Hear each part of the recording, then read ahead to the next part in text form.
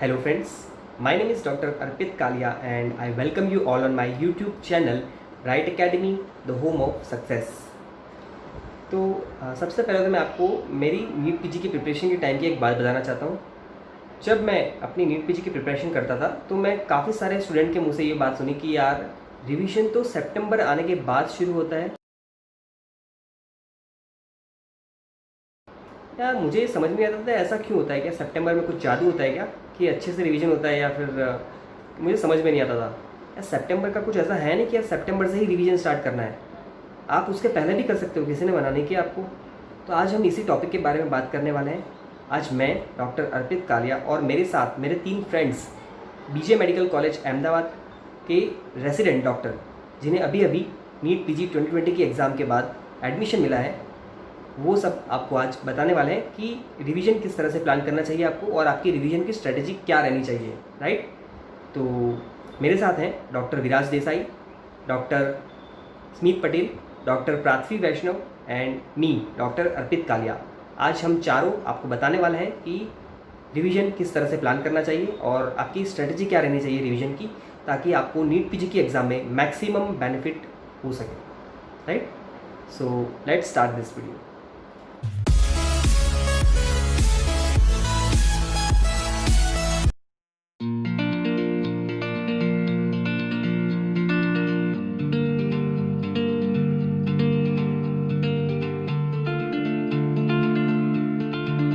Good evening, my dear friends.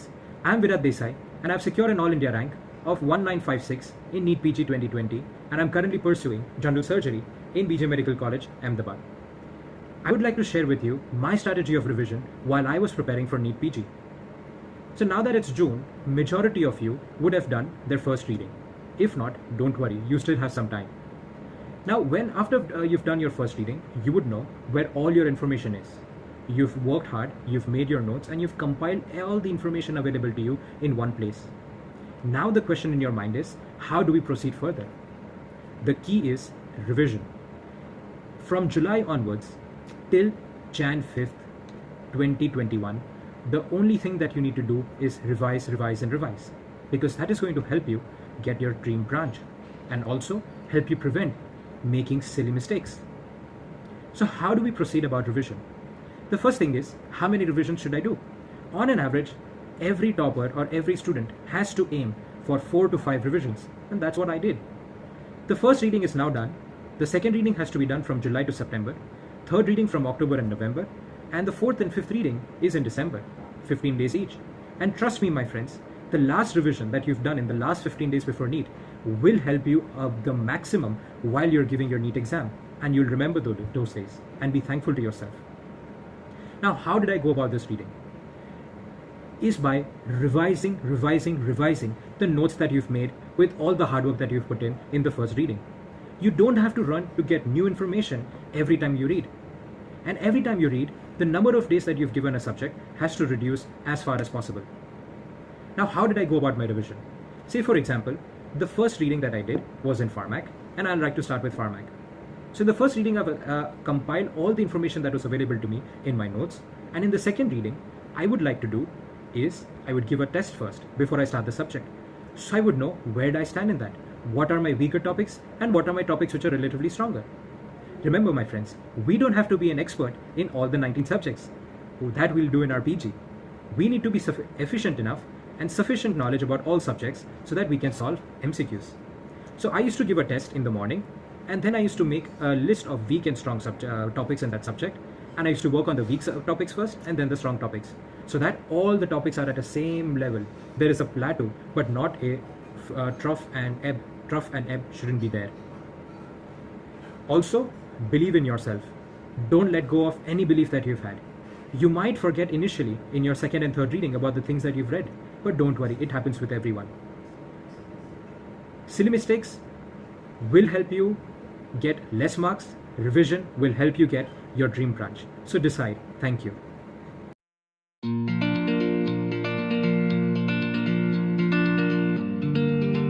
Hello friends, I am Smith Patel. I got 364 in rank in NEET 20 and I got admission in general medicine at BJ Medical College Ahmedabad with my first attempt. तो मैंने review books में से preparation की थी और मेरी revision strategy continuous revision strategy थी. मतलब जो डेली रीडिंग का जो 20% पार्ट है उसको मैं ऑलरेडी रीड सब्जेक्ट के रिवीजन के लिए यूज करता था.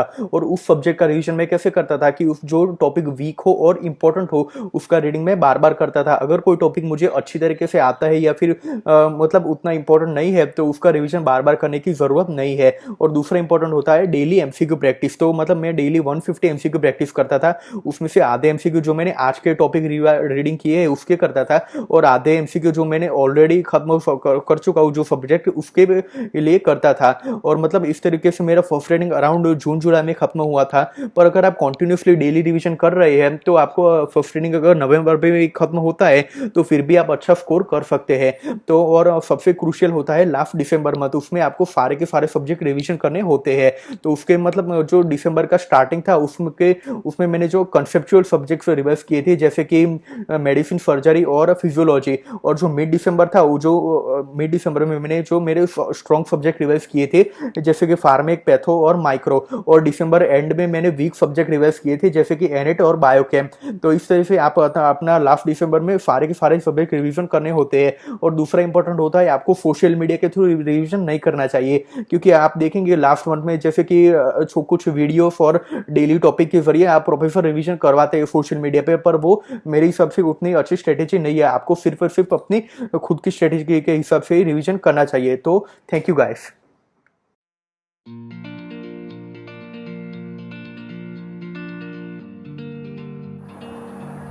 Hello friends, I am Dr. Pratyu Vaishnav. I have secured All India rank 288 in NEET PG 2020 in first attempt and now I am going to pursue MD General Medicine at BJMC Ahmedabad.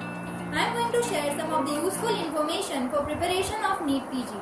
First reading from the notes should ideally get completed by end of August. Notes can be either the self-made notes or the class notes. Now first revision from the beginning of September should be completely from the notes. First revision takes more time since it's human mind tendency to forget things. The subject read in March you are going to get forget it by September. So don't do unnecessary hurry. Otherwise you will compromise on the quality. The second and third revisions usually take less time, at least 1 month each. So and during revision, especially during the first revision, the most of the subjects you should read entirely from the notes. And for very long subjects like surgery, I used to focus on more of the important topics which are frequently asked in exam and those clinically important topics which are asked. Because this time NEET PG had more clinical oriented questions, so clinical knowledge should be more stronger. And multiple revisions should be the basic key to score good score in NEET. I hope this information is useful. Thank you.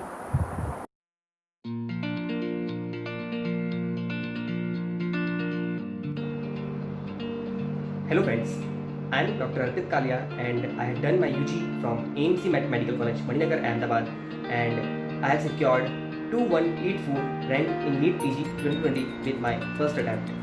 And currently I am working as a resident doctor in general surgery at BJ Medical College, Ahmedabad. So आज मैं आपको बताने वाला हूँ कि मैंने अपना revision किस तरह से किया था, राइट? सबसे पहली बात तो नीट पीजी की एग्ज़ाम को अच्छे रैंक से या अच्छे मार्क्स से क्लियर करने के लिए 3 चीज़ें सबसे इंपॉर्टेंट होती हैं मेरे हिसाब से. पहली चीज़ कि हमें एग्ज़ाम से पहले डर बिल्कुल नहीं लगना चाहिए, हम पूरे कॉन्फिडेंस होने चाहिए. दूसरी चीज़ कि हमारी सिली मिस्टेक्स बिल्कुल नहीं होनी चाहिए एग्ज़ाम के अंदर, राइट? और तीसरी बात कि हमें जो नीट पीजी के एग्ज़ाम के अंदर कॉमन टॉपिक्स में से जो भी क्वेश्चन पूछे गए हैं तो उनमें तो हमारी बिल्कुल मिस्टेक नहीं होनी चाहिए.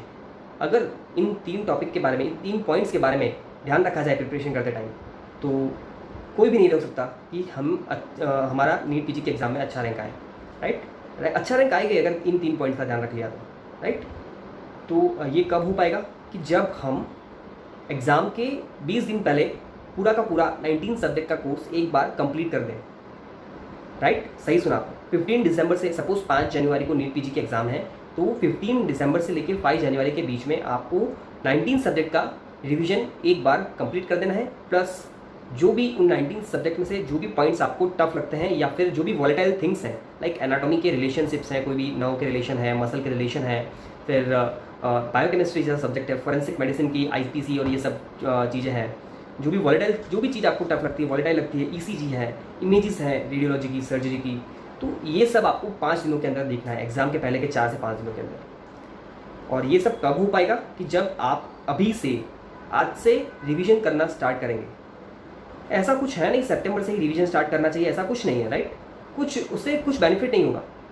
जितना जल्द, मैं तो कहता हूँ कि जितना जल्दी हो सके, अगर आपने ऐसा सोचा है कि भाई पहले 19 सब्जेक्ट की रीडिंग कंप्लीट होनी चाहिए, उसके बाद में रिवीजन स्टार्ट करूँगा, तो ऐसा कीजिए, पर जल्दी कीजिए। रिवीजन स्टार्ट करना है आपको, जितना जल्दी हो सके उतना जल्दी।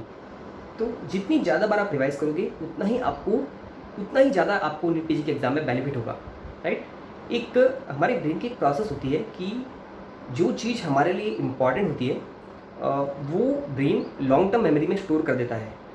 तो अब बात ये आती है कि यार ब्रेन को कैसे पता चलेगा कि ये चीज़ हमारे लिए इम्पॉर्टेंट है।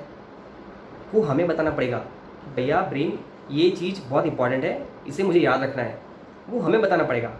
और हम कैसे बताएंगे उसे, ब्रेन को, कि भाई ये चीज़ इंपॉर्टेंट है, बार बार पढ़ के। सीधी सी बात है, आप कोई जैसे पर्टिकुलर टॉपिक, जैसे डायबिटीज़ है, तो नोट्स में से आप डायबिटीज़ को 2-2, 3-3 दिन के गैप में, या फिर 5 दिन या 10 दिन के गैप में इस तरह से 4 से 5 बार अगर पढ़ लेंगे, तो ब्रेन को लगेगा यार ये तो बार बार पढ़ रहा है, इस चीज़ को बड़ी इंपॉर्टेंट चीज़ लगती है। तो ब्रेन क्या करेगा कि उस टॉपिक को, उस जो भी चीज़ आपने 3 से 4 बार 2-5 दिनों के गैप के बाद पढ़ी है, तो ब्रेन को लगेगा यार बड़ी इंपॉर्टेंट चीज़ है। तो ब्रेन उस टॉपिक को, उस मेमोरी को लॉन्ग टर्म मेमोरी में शिफ्ट कर देगा। और जब अगर आप उसको एग्ज़ाम के 10-15 दिन पहले रिवाइज करोगे ना, तो एकदम आपको ऐसा लगेगा कि यार अभी आपने 5 दिन पहले उसी चीज़ को पढ़ा था, तो ऐसा लगेगा आपको। तो यही इम्पॉर्टेंस है रिवीजन का। जैसे मैं आपको मेरा एग्जांपल बताऊं, तो मैंने इंटर्नशिप के टाइम पे टीएनडी ज्वाइन किया था। तो सपोज़ अभी आने वाले मंडे को फार्मेकोलॉजी की टीएनडी है, तो मैं क्या करता था कि लास्ट टीएनडी के बाद एक दिन मैं उस टीएनडी के जो भी पेपर्स मैंने दिया था वहाँ पे, उसको मैं वापस से सॉल्व करता था और वापस उस पूरे सब्जेक्ट को मैं रिवाइज करता था। उसके बाद मैं फार्मेकोलॉजी पढ़ना स्टार्ट करूँगा। तो पूरे वीक मैंने फार्मेकोलॉजी पढ़ा। सपोज़ आज मैंने पढ़ी है एंटी माइक्रोबियल्स, तो वापस जो मैंने आज एंटी माइक्रोबियल्स पढ़ी है, 2 दिन बाद मैं उसको वापस से पढ़ूंगा। और फिर बाद में इसी तरह मैं कोई भी टॉपिक मैं जो पढ़ता हूँ आज, उसको मैं 2 दिन बाद या 3 दिन बाद उसको मैं वापस से रिवाइज करूँगा। और उसके बाद में मैं टीएनडी में जाके टेस्ट दूंगा, राइट। और टेस्ट देने के बाद मैं उस टेस्ट पेपर को एनालाइज करूँगा और मैं देखूँगा कि मेरी कहाँ मिस्टेक हुई, मैंने जो कंसेप्ट बनाया था उसमें क्या प्रॉब्लम थी, और अभी जो सर ने बताया है कि ये टॉपिक किस तरह से आपको समझना चाहिए, उसमें कहाँ गड़बड़ हो गई। तो मैं मेरी जो मिस्टेक हुई है मैं उसको एनालाइज करूँगा। और टीएनडी के बाद, जैसे मंडे को टीएनडी खत्म हो गया फार्मेकोलॉजी का, तो ट्यूसडे को मैं वापस से फार्मेकोलॉजी का जो पेपर मैंने दिया था टीएनडी के अंदर, उसको सॉल्व करूँगा। और जो भी वापस पूरी जो नोट्स मैं वापस रिवाइज करूँगा, ताकि एक नया कंसेप्ट मेरे दिमाग में फ्रेम होगा।